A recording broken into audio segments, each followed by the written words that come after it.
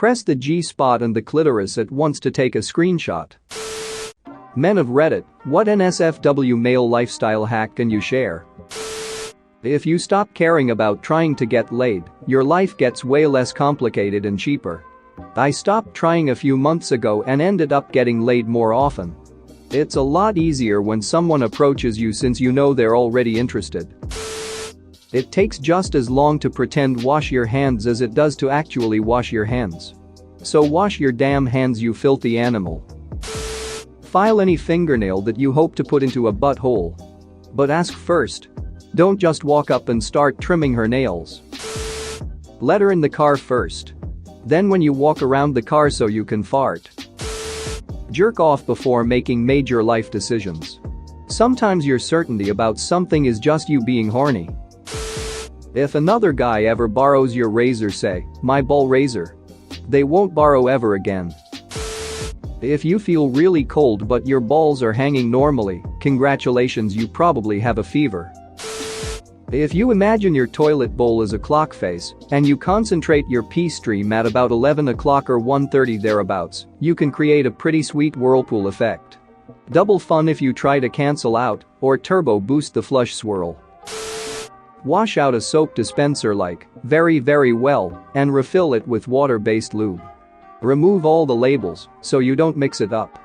During sex, it's easy to get more whenever you need it, and you should use it anytime you feel a lot of friction. Also switch to polyurethane condoms. They work just as well, but hardly anyone is allergic to them. If you have an unwanted boner at a bad time, flex your thigh muscles as hard as you can, blood will go to your thighs instead. Not sure about the scientific explanations, but it works. Edit. You guys have a lot of tactics for dealing with boners, wish I'd have thought of those during puberty. Use the flat of your tongue when eating her out. Don't do that tongue flicking thing unless you are being playful or mixing it up. Actually put pressure on her clit with the flat of your tongue. Not too much, you'll know right away how much is good enough, as you should feel it press against her pelvic bone just slightly. You're not licking so much as scrubbing? That's the best word I can think of for it. Prod. If your tongue is getting tired, do the pouty face thing and use your bottom lip. You should always be going long enough for your tongue to get tired, don't be selfish, you pricks. If you pull apart your butt cheeks and use the right pressure, you can do silent farts 100% of the time. With practice you'll be able to do it hands-free. Put a pillow beneath a girl's lower back to angle her up slightly during sex. Have her pull her knees to her chest, or better yet do it yourself. This angle makes it easier to hit her G-spot and also lets you go as deep as possible without anything in the way. Bonus is that it straightens the rectum, so it really helps if anal is your thing. It's literally the only way my fiancé ever wants it. Same reason that squatting when you poop prevents hemorrhoids. I'm not a man, but I know for a fact that my husband, who would be mortified if he knew I was telling you, puts either baby powder or cornstarch on his balls if it's gonna be a hot day to avoid chafing. Or maybe this is knowledge men are born with, and I'm just excited because it may or may not have blown my mind. I'll be over here.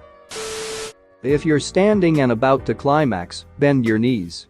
And in general, stop tensing your quads, hips and leg muscles. These are usually firing like crazy during orgasm, and if you learn to relax them, you can control it and last indefinitely. For shaving your asshole, put a DVD, CD, Blu-ray, or something similar on the floor and squat over it. You'll get a nice reflection and the hole in the CD will block out the sight of your own butthole. If your partner is into hair pulling during sex, don't just grab the ends of the hair and pull. Get your hands deep into their hair and pull from the base. Use cold water to get rid of cum stains more easily. One of the dumbest guys at a worksite once told me. It's a protein bro, hot water cooks it, then told me about cold water. Wise guy he actually was. Wipe your butt crack with baby wipes before you get intimate. Well, while you're at it, do your balls also. Or take a damn shower, but baby wipes is quick and effective and can make the "hey babe, can you help me with this erection I have?" a more pleasant experience for both of you, and in that moment she thinks you're being spontaneous, and for you, well, you don't smell like ass. Use a grocery bag to collect hair while trimming your pubes. Put your legs through the handles, pull it up like underwear, stand wide-legged so the bag stays in place. But please close and lock the bathroom door so you don't give your significant other PTSD. Do Kegel exercises. I recommend while brushing your teeth or any other twice daily task. Hold 3 to 5 seconds, release for 3 to 5 seconds.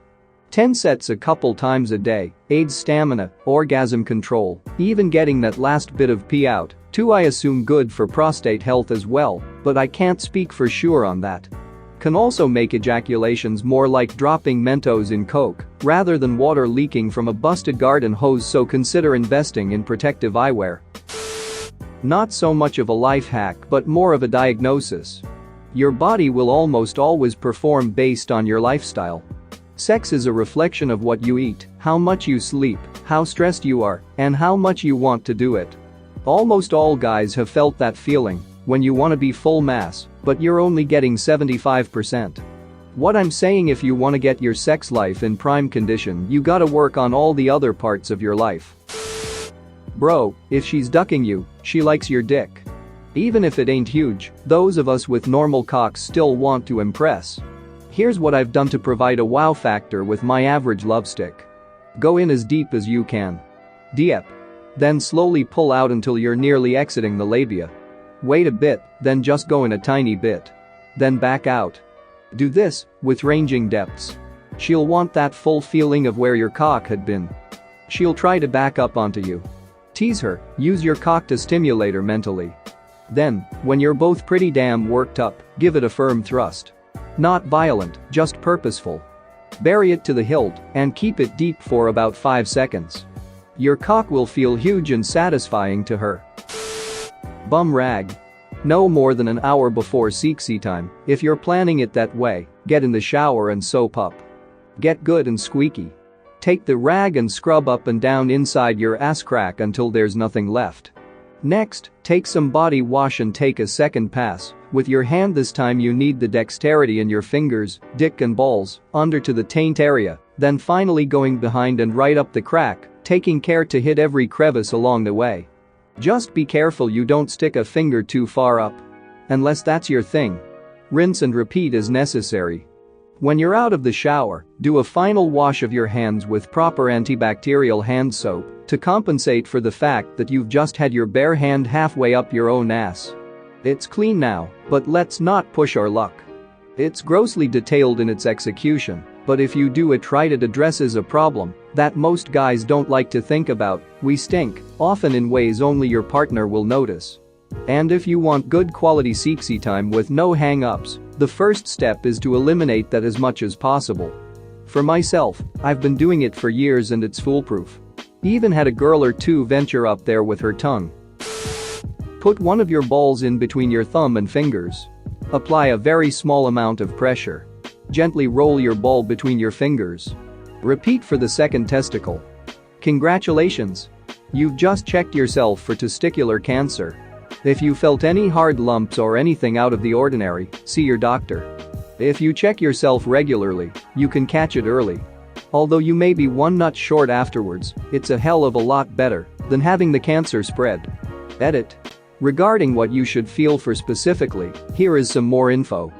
The aforementioned hard lumps tend to range from being between the size of a grain of rice and a pea. A user here had a good comment that said a lump feels like the tip of your nose. Connected to the top of the testicle is the epididymis, or the tubes that carry sperm.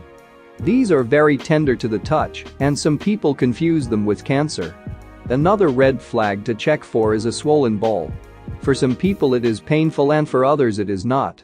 Regardless, if you are concerned, you should get yourself checked out.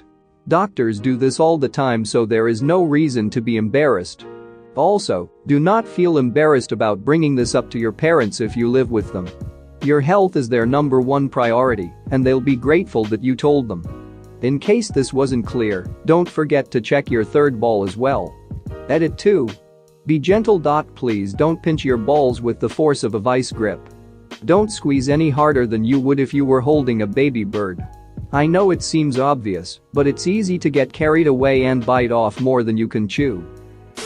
Like and subscribe for more funny, interesting, and scary r/ask Reddit videos.